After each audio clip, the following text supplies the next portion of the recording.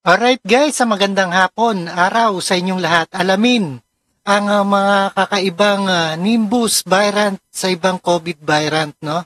Ito ay isang pinag-iingat ang publiko o dahil sa usbong na panibagong COVID-19 variant.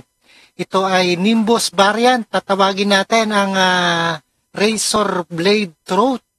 Ayan, mag-ingat at magugas ng kamay sa paggagaling sa opisina or labas ng trabaho.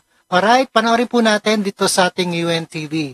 And other further ado, let's watch. Let's get it on. Kasama na po siya dun sa binabantayan sa panahon ngayon, yung ating wild diseases. Si letter I sa WILD, influenza-like illnesses or malatrang kasong Ayan, sa letter I daw, influences. Tandaan nyo itong kay doktor. sakit. Napapabalita ang COVID-19 variant na tinatawag na Nimbus.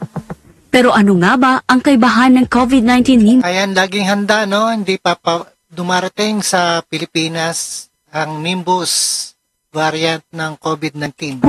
sa ibang variants? Ang Nimbus ay isang subvariant Ayan, dahil din sa malamig na panahon natin at tumuulan, no? Nauuso yan ng Nimbus. At ito ay razor blade na sakit ng Omicron, sa ating lalamunan. partikular ng BA286 lineage. Una itong na-detect sa United States at ngayon ay Ayan, galing na pala to sa United States, no? Nimbus is a subvariant of Omicron or BA2.86, first detected in US.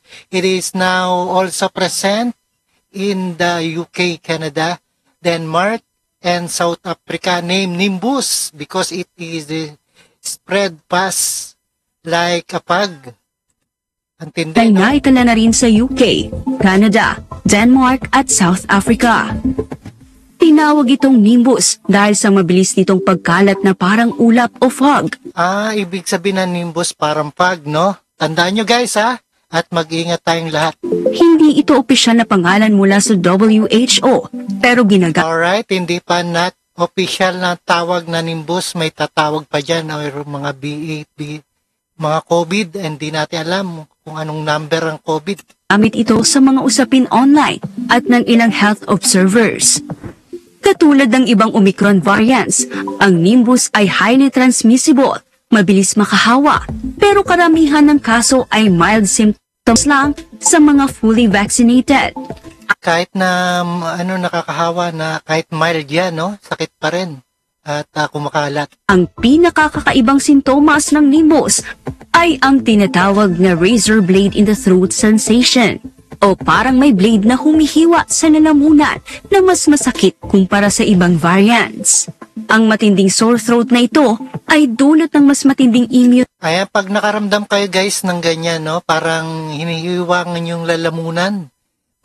Magkonsulta ka agad sa nalalapit na klinika o hospital. response ng katawan. Nagiging overactive ang inflammation sa throat area, kaya ramdam ang blade-like pain. Bukod sa sore throat, may iba pang sintomas gaya ng runny nose, fatigue, Ayan, may iba pang sintomas, no? Fatigue at pag runny nose. Delikado. headache, at Headache. ubo. Ang lagnat at loss of smell ay hindi na gaanong common sa variant na ito. Bagaman karamihan ng kaso ay mild, mas maingat pa rin ang mga may comorbidities at matatanda. Wala pa man ang Ayan, sa mga senior citizen, no? Lalo na mabilis kapitan ng sakit na to. COVID variant 19 na ito sa Pilipinas, makabubuti pa rin na maging maingat at sundin ang safety protocols. Magsuot ng mask, Ayan, mga safety protocols, ha? Panoorin nyo to guys. Importante to. kung may sintomas, iwasan ng mataong lugar, maghugas ng kamay, at magpabakuna kung hindi pa kumpleto ang doses. Ayan, importante magpabakuna, no? Kasi flu rin yan, flu vaccine ang kailangan. Alright, now you know dito sa ating UNTV. Alright, and news and rescue ang kanilang tema. Alright, maraming salamat and peace.